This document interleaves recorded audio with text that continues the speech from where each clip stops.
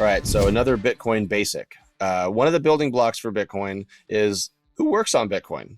You have like all these people saying that there's more innovation over here, more innovation over there, or whatever. And maybe Bitcoin's slow, Bitcoin does this, Bitcoin's that. So here's the reality. Bitcoin is at time of recording 12 years old in terms of actually being a network. The people that work on Bitcoin compete for the best ideas, and to put the best ideas out there, they use open source. So open source is really interesting because it basically says that everything about Bitcoin has to be visible and auditable. So anybody, even some hack like me that's not a coder, can look at it and download it and see what's happening. And you can see all these different you can see the whole language. It's just all open for you to see. And the interesting thing about that is it encourages people to participate in an open, call it Socratic manner, where they'll have conversations using logic and not necessarily emotion. The key here is, how do they improve something? Well, a couple of years ago, they came up with the BIP system. The BIP system is basically an improvement, proposal, and you come up with an idea and you say, okay, I think we should try this, and then you come up with your own little white paper. And it might be short, it might be long, and it has to do with how transactions go, how wallets can be aggregated, how UTXOs or multi-sig or all these other things. A lot of these things, these improvements have come through what's called a BIP process. And the BIP process basically runs on GitHub, and the guys that are contributing are called core developers. Core developers are working on literally Bitcoin Core, and they are coming up with proposals, and they post the proposal. And if people have a consensus, if they like it, they talk about it in an open manner and they have an argument about it. And what I mean by argument is more like a formative argument, like logically go, what if this happens? What if that happens? Not like you're an idiot, your team sucks, boo, go home. I think one thing that's really interesting from the deeper I get into Bitcoin is seeing how the core devs use these sort of like ideas. They'll put these ideas out there maybe on Twitter or something like that, and they'll kind of fish for responses. And that will kind of maybe be like a temperature gauge. And then from there, they go into a full-on BIP. But Taproot, for instance, recently activated, and I believe Taproot was a 3-year-old idea, meaning it took 3 years to gain, consensus and also the full buy-in from everybody. And what happens is when there's a new version of Bitcoin, because this BIP has been integrated now, then you choose to download it or not download it. And this is a huge key. Because if you like the version of Bitcoin that you're running, you can keep running that version. You don't have to upgrade if you don't want to. All Bitcoin iterations are reverse compatible. So theoretically, you could have some heathen Luddite in the woods running 10 versions ago, running like 2014 Bitcoin if he wanted to.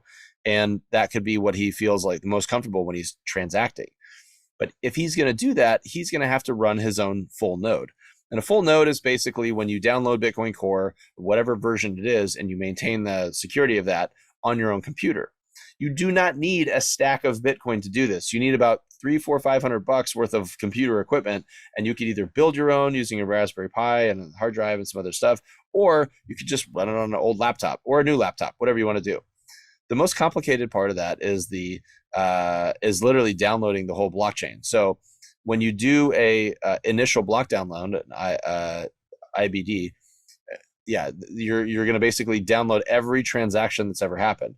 And this is like really a key to understanding exactly how open source Bitcoin is, to say that every transaction that's ever happened is still there. So if you wanted to search it, you could basically figure out, like using this weird conspiracy, Always Sunny in Philadelphia red yarn chart of like where everything goes and where everything's come from. And every time that you transact on the blockchain, you actually see sort of tattoo on that coin. So you can see that, hey, that coin has been, this is when it was mined initially. This is when it was basically born. And this is where it went. And this is all the places it went. And now it's in your wallet. And that's kind of cool. It's also interesting because, it explains that there's a lever of power between the developers, the nodes, and the miners. Those are 3 different things, okay? So the developers are working on the programming. The nodes are sort of validating the programming, and also along with that, they are agreeing to run those programs. And then the miners have their own version of that. So over the course of the last couple of years, there's been political tensions within Bitcoin where you'll have one sect of Bitcoin to say, oh, we need to do this, whether it's, there's a really good book called The Block Size Wars that goes into this whole thing about how some people wanted to increase the block size so you could fit more transactions in it, or maybe run it faster, or all these other things, or smaller blocks to run it faster. So there's various other cryptocurrencies that have tried different versions of these different things because it's a program, it's software. You can change, you can say this, you can say that. If there's is a reason why you wanted to shrink something or make something bigger or make something require more confirmations, that goes through the GitHub open source BIPs process, and then the node runners, like people like me that have just a laptop running in their basement somewhere. We either say yes or no. The miners either say yes or no, and there's a sort of 3-branch system with that, where you basically have the inability for one corner of it to monopolize it and take it over. So Taproot effectively was activated through a speedy trial, which is to say that, hey, if we're going to signal for this, if we say yes, and it's basically there was one element of the code that said that one output was going to be a yes or a no as a default, and that was basically what allowed Taproot to activate, was that you had a bunch of people saying, yeah, we like the new thing, we're downloading the new thing, we're running the new thing. And as your computer is connected, just like Napster back in the day or BitTorrent, you have other computers that you're connected to. So a node, in a way, is like your voting booth. That's your way of saying that, hey, I'm participating in the network and validating. And it's a sort of, it's not like a profitable thing to run a node. It's not, you're not staking anything. It's not like Lightning where you're actually funneling transactions. A node is basically for you to run your own transactions and for you to receive, because you can use your node as a wallet if you want.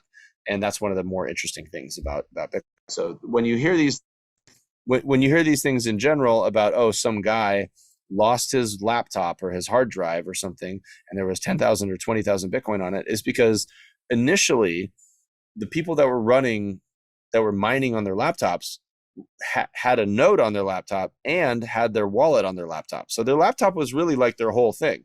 Now we're seeing specialization where people will have a hot wallet on their phone or a Lightning wallet on their phone, and then like a little Ledger or a Trezor or something like that, or a cold card. And then they'll have their node, and then they'll have mining equipment. So everything's sort of specialized. It's just like Pangea in geography. Like originally all the continents were sort of like some blob in the middle. And then because of plate tectonics, they all spread out. And in a way, the plate tectonics of Bitcoin are time and money. And as the incentivization has risen to produce something to sell so you can basically get Bitcoin, people will make better stuff. They'll make better miners, they'll make better wallets, better Lightning wallets, better integrations. So you're having vendors now that are building basically plug and play stuff, which is totally new to Bitcoin and did not exist at the beginning, is I guess a better way to say it. Everything at the beginning was like, oh, it'd be like going to a restaurant and you say, oh, I'll have the fettuccine Alfredo or I'll have the fettuccine carbonara, right? And the carbonara's got a little bacon in it, whatever. And they would basically, Bitcoin in 2009 was, here's your raw bacon, here's your eggs, here's your, flour, here's your butter, here's your cream, like make it yourself. And now you're able to basically go to the restaurant, order carbonara, and they just bring it to your plate. And that's the difference. That's the big difference that's happened in the last basically decade or so. And it really is interesting to see what could possibly happen in the next 10 years as more people are building more layers. Lightning, for instance, is a layer 2. But eventually there will be a layer 3 or a layer 4 or whatever, or different side chains where people use Bitcoin to transact in a different way than they do now, because you can write smart contracts on Bitcoin. It's just that it's just easier to do straight up deals, and that's really the way it works today. But if we're buying real estate through Bitcoin and stuff like that, you might be able to write escrow contracts or anything like that, and that would have to be a new layer or a new BIP. And that's really where it's interesting to see like what these guys are doing. The challenge of Bitcoin is that it's 24/7. So if something happens, like it's red alarms, like everybody's freaking out. That's one of the reasons why Bitcoin people are so focused on security, and Bitcoin core developers are so focused on security. And that's why they haven't integrated some of these other, let's say, more crypto things like flash loans. They've decided that the safety of the users is more important than the novelty of the style of use. And that to me is one of the reasons why I'm such a Bitcoin freak, because I feel like I don't want any risk to my Bitcoin. And so the less risk that I have, there's always going to be some risk, right? I could get hit by a bus and like my phone could fall out and I might not find it, and someone has my Lightning wallet at that point. So, there's an element of that, of the sort of chaos of Earth. But you can build more on Bitcoin and use more money through your transactions on Bitcoin and be more confident about your transactions on Bitcoin in general. The reason why its market cap is higher is because it's stable and it does the things that it does, and it does those really well. And it might not even do those as fast as some of these other things, but it's effectively the better place to be. And that's the reason why it's crowded. And every block has thousands of transactions in it because people want to transact in Bitcoin. That's as simple as it gets. And the reason why some of these other ones will maybe say something like, oh, well, you can transact faster on this chain. It's like, yeah, if there's nobody on the freeway because nobody wants to go to that place that everything's pointed at, then yeah, you can drive 150 miles an hour. It's no big deal. But the reason why there's gridlock in New York or Los Angeles or some of these metro cities is because they're cool places to be. And there's a lot of stuff going on there. And it's so, in a weird way, the traffic and the crowding and the competition is really a better indicator than speed, because it's really not like a cohesive argument to say, oh, this is faster, so it's better. Because there's a lot of things that are really fast, but they break down really easily, or they're just not as reliable. And I'm using real world examples. I'm a car dealer, so I would rather have the reliable car that gets me there most of the time, especially in a race, because race cars are all relatively fast. Transactions are all relatively fast. They're all way faster than using Visa or something like that, which usually takes 2 or 3 days to settle, or a wire, or a paper check. And Bitcoin really functions as this like much better thing because of the efforts of the core developers, and because of the distribution of the nodes, and because of the competition of the miners. You need all three of those things to really build the ecosystem, so everybody's leaning in, competing in an honest way, in an open way. And that's what makes Bitcoin better every day. Every transaction that goes through Bitcoin is basically like one little piece of wood that's getting nailed to the boat to make the boat more sturdy. And the longer it runs, the better it's going to be.